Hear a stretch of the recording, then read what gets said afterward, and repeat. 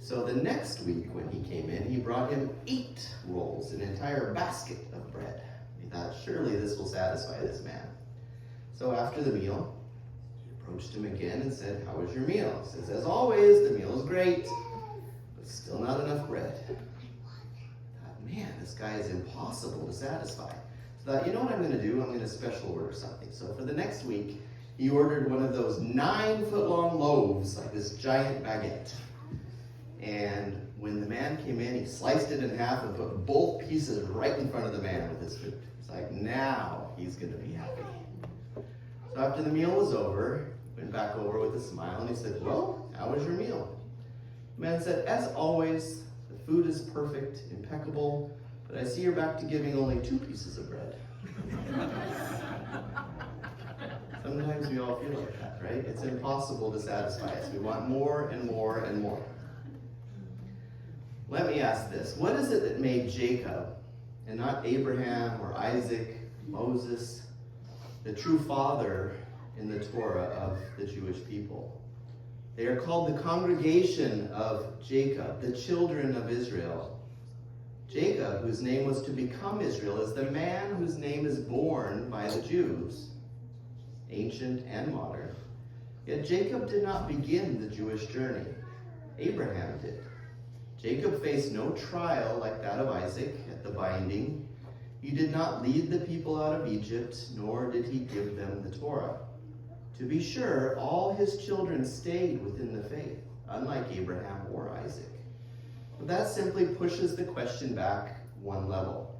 Why did he succeed, seemingly, where Abraham and Isaac failed in that sense?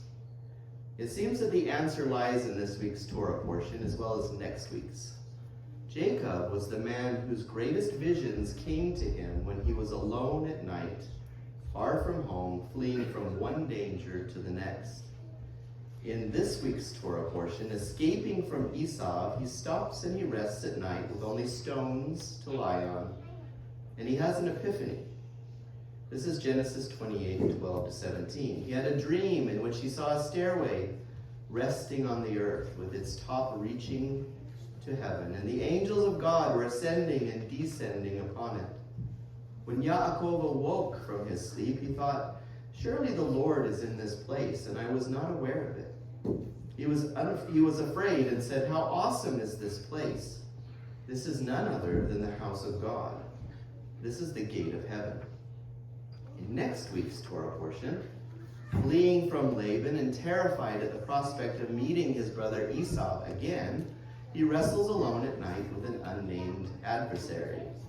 Then the man said, your name will no longer be Jacob, but Israel, because you have struggled with God and with humans and have overcome. So Jacob called the place Peniel, saying, it is because I saw God face to face, and yet my life was spared. These are the decisive spiritual encounters of Jacob's life. Yet they happen in liminal space, that space between neither a starting point nor a destination. At a time when Jacob is at risk in both directions, from where he comes and to where he is going. Yet it is at these points of maximal vulnerability that he encounters God and finds the courage to continue despite all the hazards of the journey. That is the strength Jacob bequeathed to the Jewish people and to all who are grafted into God's holy family. What is remarkable is not merely that this one tiny people survived tragedies that would have spelled the end of any other people. The destruction of 2 temples, the Babylonian and Roman conquests, the expulsions, persecutions, the pogroms in the Middle Ages, the rise of anti-Semitism, the Holocaust. It is truly astonishing that after each cataclysm, Judaism renewed itself, scaling new heights of achievement. When I first started working for the school district, I had to undergo a medical examination, as anyone does. The doctor had me walking at a very brisk pace on a treadmill. At one point, I looked at her and asked, what are you testing? How fast I can go or how long? Neither, she replied. I will be observing how long it takes for your pulse to return to normal after you come off the treadmill. That is when I discovered that health is measured by the power of recovery. That is true for everyone, but doubly so for leaders and for the people of God's name. A nation of leaders, a holy nation, a kingdom of priests. Leaders, of which we all are, suffer crises. That is given of leadership. Bad things happen, and when they do, the leader must take the strain so that others can sleep easily in their beds. Leadership, especially in matters of the Spirit, is deeply stressful. 4 figures in the Tanakh, Moses, Elijah, Jeremiah, Jonah, actually prayed to die rather than continue. This inexorable feeling of not being able to continue was not only true in the distant past. Abraham Lincoln suffered deep bouts of depression. So did Winston Churchill, who called it his black dog. Mahatma Gandhi attempted suicide in adolescence and experienced depressive illness throughout his adult life. The same was true of many great artists, among them Michelangelo, Beethoven, Van Gogh. Is it greatness that leads to moments of despair, or moments of despair that lead to greatness? Do those who lead internalize the stresses and tensions of their time? Or is it that those who are used to stress in their emotional lives find release in leading exceptional lives? There's no convincing answer to this in the literature thus far. But Jacob was a more emotionally volatile individual than either Abraham, who was often serene even in the face of great trials, or Isaac, who was particularly withdrawn. Jacob feared. Jacob loved. Jacob spent more of his time in exile than the other patriarchs. But Jacob endured and persisted. Of all the figures in Genesis, he was the great survivor. The ability to survive and to recover is part of what it takes to be a disciple and a leader. It is the willingness to live a life of risks that makes such individuals different from others. It is a willingness to keep coming back, keep showing up, keep persevering. Paul Harvey, famous news analyst and author, once said, "Someday I hope to enjoy enough of what the world calls success so that someone will ask me, what is the secret of it? And I shall simply say this, I get up when I fall down." An outstanding example of perseverance is Madame Marie Curie, who worked together with her French physicist husband, Pierre Curie, in an old abandoned leaky shed without funds and without outside encouragement or help, trying to isolate radium from a low-grade uranium ore called pitchblende. And after their 487th experiment had failed, Pierre threw up his hands in despair and said, "It will never be done. Maybe in 100 years, but never in my day." There was that spirit of throwing in the towel, of saying, "This is all too much and I am not up to the task."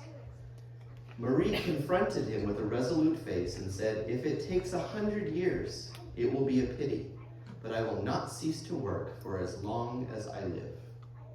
She was eventually successful, and cancer patients have benefited greatly from her perseverance. She was also the first woman to be awarded the Nobel Prize, and the only person, male or female, to be awarded a Nobel Prize in 2 fields. Sadly, in 1934, she died from aplastic anemia, thought to have been caused by the high radium exposure that she experienced through her research. In fact, she was buried in a lead coffin, which is interesting. Theodore Roosevelt, in one of the greatest speeches ever made on the subject, said the following: "It is not the critic who counts, not the man who points out how the strong man stumbles, or where the doer of deeds could have done them better.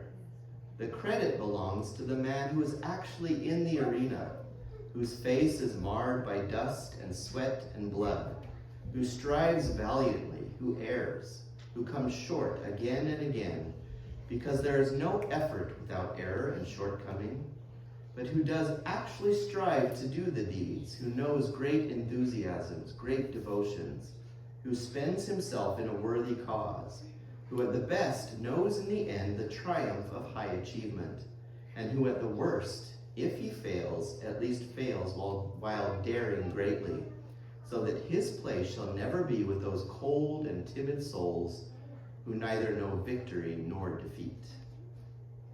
We find a tremendous example of perseverance in Jacob, who endured the rivalry of Esau, the resentment of Laban, the tension between his wives and children, the early death of his beloved Rachel, and the loss for 22 years of his favorite son Joseph.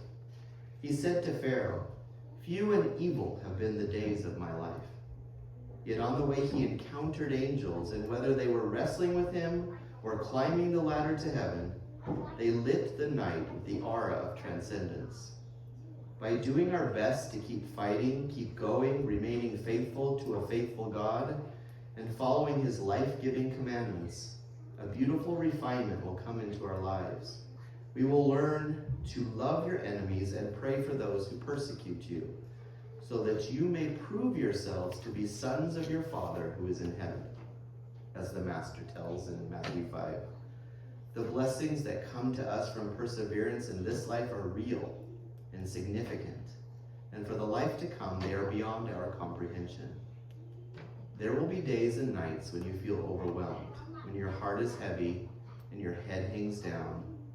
Then please remember that Yeshua the Messiah is our perfect example of what it means to love God and love our neighbor. He is the Prince of Peace and the author of our salvation. It is his gospel. He wants you to succeed. He gave his life for just this purpose. He is the Son of the living God, and he has promised, "Come unto me, all ye that labor and are heavy laden, and I will give you rest." To try, to fall, to fear, and yet to keep going. That is what it takes to be a disciple of the Holy One. That was Jacob, the man who at his very lowest ebbs of life had his greatest visions of heaven. Now I'm curious if any of you are willing to share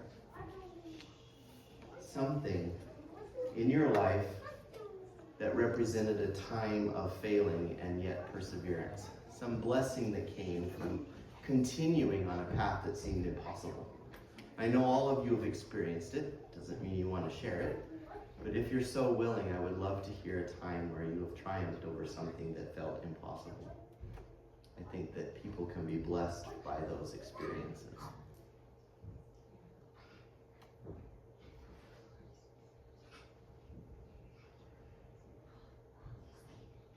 I'll share one.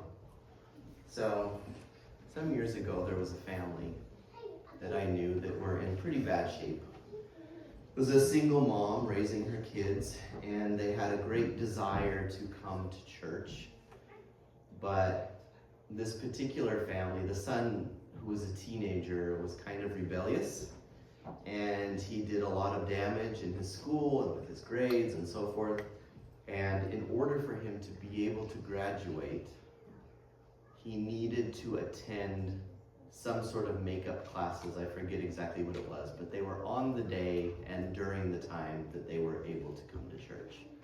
So this family was devastated because they didn't want him to fail. They needed him to succeed so he could graduate. They also felt this calling to come into community and participate with all the people in church. So they were asking me what they thought I should do, or I thought they should do rather. And you know, you tell them the usual things. Well, keep faith and keep praying and keep hoping. And for whatever reason, it popped into my head, well, have you tried fasting? I never tell people to try fasting. Not something I say. But it came out of my mouth, and they're like, well, no. I said, will you and your family commit to fasting this week to see if some miracle could happen? Sure, we've tried everything else, right? They pleaded with the principal. Nothing would change. They offered to have the classes during different times. Nope, this is when we do it. So the following week, I happened to glance back, and there they are sitting in the back of the church, all of them with a big smile on their face. I go, what on earth? So I went and I said, so what happened? I'm like, well, we talked about what you said, and none of us thought it was a very good idea. None of us thought it would be effective, but willing to try whatever. So we fasted the whole week. And I got up, ready to go for his schooling. We get a call from the principal. Unfortunately, he said, the school burnt to the ground. So they were forced to allow them to reschedule their teachings for another time for him. Now, I'm not suggesting that if you go out and fast, whatever your problems are will burn to the ground. That's a pretty dramatic example, but I'll never forget it. Wow, talk about the Lord coming through. That was pretty dramatic. Anyway, anyone like to share your own experience? It could be small too. It doesn't have to be anything dramatic. Sometime in your life where you felt like giving up, but you persevered and the Lord came through.